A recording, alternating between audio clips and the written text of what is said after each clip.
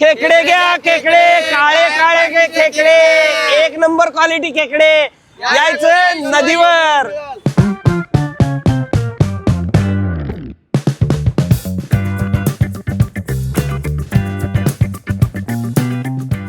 तर नमस्कार मित्रांनो, चैतन्य फूड ब्लॉग मध्ये स्वागत आहे। मित्रांनो बघू शकता माझ्या हातामध्ये एक एवढं मोठा हत्यार आहे आणि हे हत्यार तुम्हाला पाहिजे असेल तर तुम्ही कोल्हापूरमध्ये नदीकडून छत्रपती शिवाजी महाराज पूल आहे तिकडून पन्हाळ्याकडे जाणार रोडवर तुम्ही येऊ शकताय। या ठिकाणी सकाळी अगदी 7 वाजल्यापासून संध्याकाळपर्यंत पावसाळ्या दिवसामध्ये खेकड्यांची विक्री होत असते आणि सगळी माहिती आपण या व्हिडिओमध्ये घेऊया। पाऊस आता चालू झालेला आहे, जुलै महिना आहे, खरं तर लेट झाला पावसाला, पण पाऊस चालू झाल्यानंतर कोल्हापूरकरांची एक खासियत आहे, एक आवड आहे आणि एक सवय आहे। तर कोल्हापूरकर नेहमीच पाऊस चालू झाल्यावर या छत्रपती शिवाजी महाराज पुलापासून पन्हाळ्याकडे जाणाऱ्या रोडवर येत असतात आणि या ठिकाणी खेकड्यांचा मोठ्या प्रमाणामध्ये बाजार भरतो।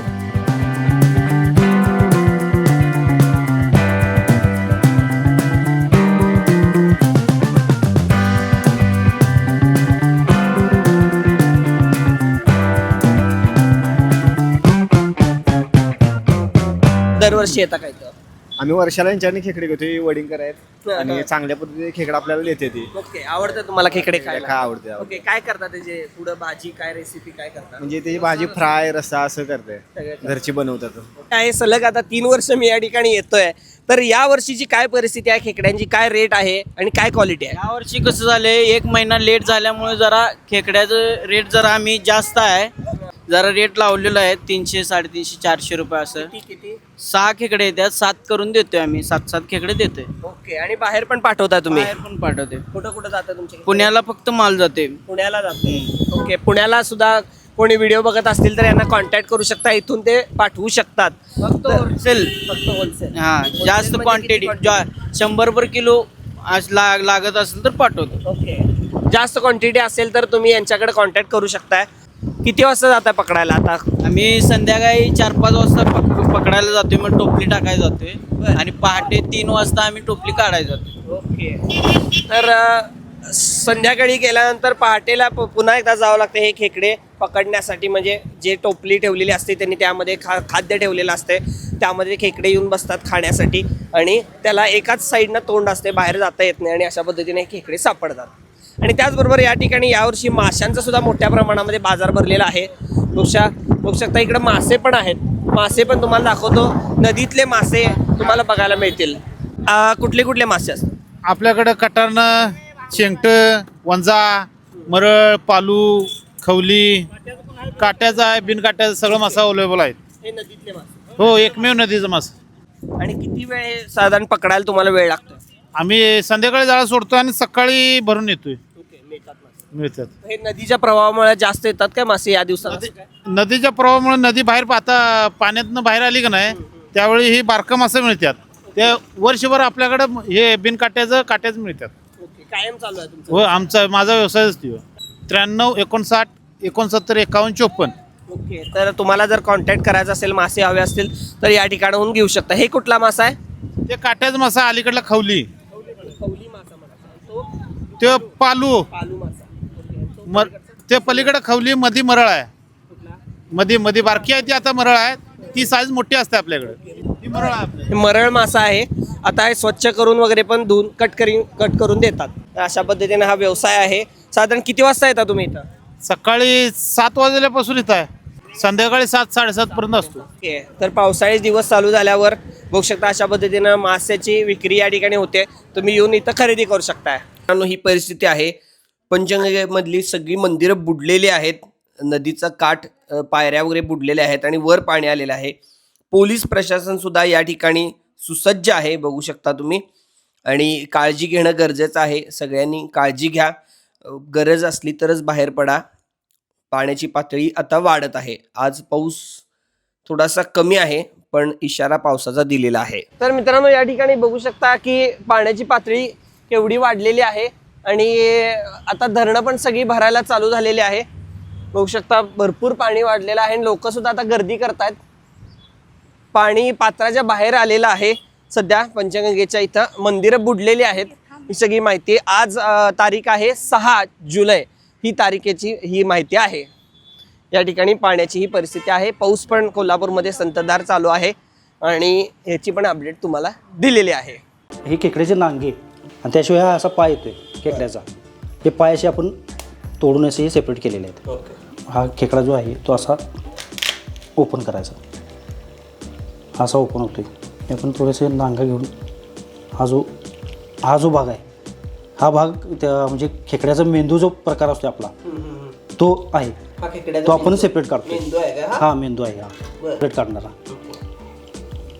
हा सगळा खेकड्याचा मेंदू मागचा. हा काढून घेतल्यानंतर परत हा भाग हा स्वच्छ करून घ्यायचा. असा हे सगळं काढून घ्यायचं. तो आता आपण जो पायाचा भाग काढलेला आहे, पाय वगैरे काढलेले आहेत, ते आता ते चेचून घ्यायचे आणि चेचून घेऊन त्यातला जो गर असतोय तो आपण काढून घ्यायचा आहे रश्श्यासाठी म्हणून. आणि लोणी जर त्याला निघालं,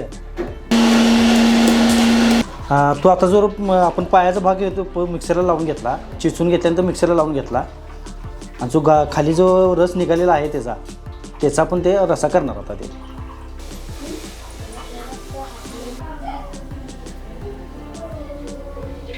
ते खोबरं किंवा आलं लसूण, त्या व्यतिरिक्त लसूण, आलं, कोथिंबीर थोडी घालतोय. त्यात आपण थोडंसं लाल तिखट आणि थोडा आपण वाटून घेतलेला जो मसाला आहे तो मसाला त्यात घालतोय थोडा. ते आपण रस्सा किती प्रमाणात करणार त्या प्रमाणात आपण तो मसाला घातला आहे. त्याचबरोबर आपण हे घालतोय तिखट, कांदा लसूण चटणी घालतोय आपण. कांदा लसूण चटणी घालतोय. त्यानंतर चवीपुरतं मीठ थोडं घालायचं. हे चांगलं आपण मिक्स करून घ्यायचं. ते असतोय पूर्ण भाजून तयार होतोय. आता जो आपण मसाला जो भाजून घेतला आहे त्यात आपण जे पाणी काढलेलं आहे, पाय म्हणजे खेकड्याचे जे पाय आपण वाटून घेतलेले आहेत त्याचं जे पाणी काढलं आहे ते आपण त्यात मिक्स केलं. त्याला एकसारखं हे करून चालेल, त्याला ढवळत राहायला लागते पूर्ण. नाही तर तो हा रसा जर आपण तसंच ठेवला आणि त्याला जर उकळी फुटली तर मग तो फुटतोय, जास्त फुटतोय. आणि जास्त फुटल्यामुळे कसं त्याला गुटाया होतात आणि रसा खराब होतोय. उकळी ज्या वेळेला आपण काढत असतोय त्याच वेळेला आपण ते हलवत राहायचं एकसारखं. आता आपण जे भेजा फ्राय करणार आहे त्याच्यासाठी आपण तेल गरम करतोय. तेल थोडं घालून टोमॅटो,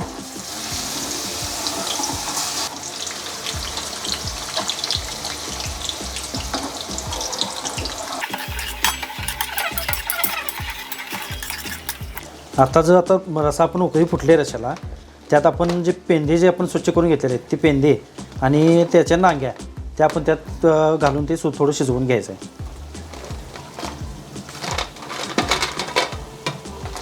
एजंट लोक त्यात आपण आता कांदा मिरची कांदा लसूण चटणी घालायची त्यात चवीपुरती. त्यानंतर थोडं मीठ,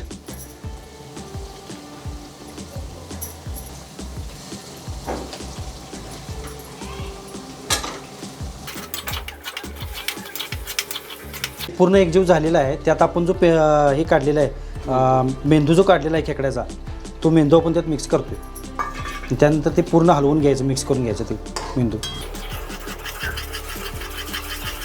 तर ते जसं शिजेल तसं त्याला कट येतोय आपण. हां, आणि कलर बदलतोय त्याचा, थोडासा लालसर कलर येतोय. आता आपण जे नांग्याने जे पेंदं घातले ते शिजले चांगलं. आता शिजल्यानंतर ते पूर्ण सगळं बाहेर काढून घ्यायचं ताटात एका. आणि त्यानंतर मग आपण बाकीचं ते मसाला फ्राय जो करणार आहे ते करून घ्यायचं त्याचे. असं ते आपण जे नांग्याने जे पेंदे टाकले आहेत ते मसाला फ्राय करून घेण्यासाठी आपल्याला शिजवून घ्यायला लागतं ते. आणि ते शिजवून घेण्यासाठी आपण त्यात ते घातलेलं आहे. वेगळं शिजवण्याची गरज नाही. आणि रश्श्यात आपण शिजवलं की रश्श्याचं जे तिखट किंवा मीठ ते आतून पूर्ण त्याला लागते आणि त्यामुळे त्याला चव चांगली येते.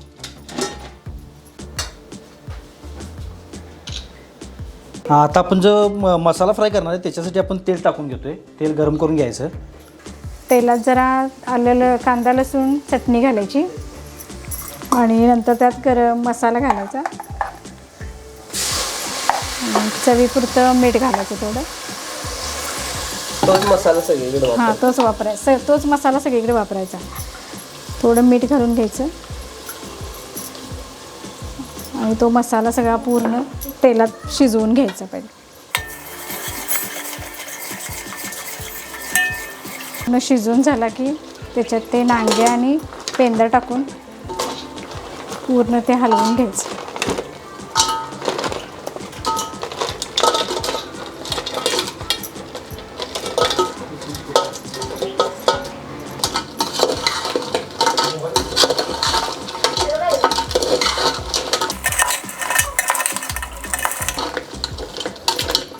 थोडं एक 10 मिनटं फक्त त्याला आता शिजवून घ्यायचं. त्याला पाणी वगैरे काही घालायचं नाही.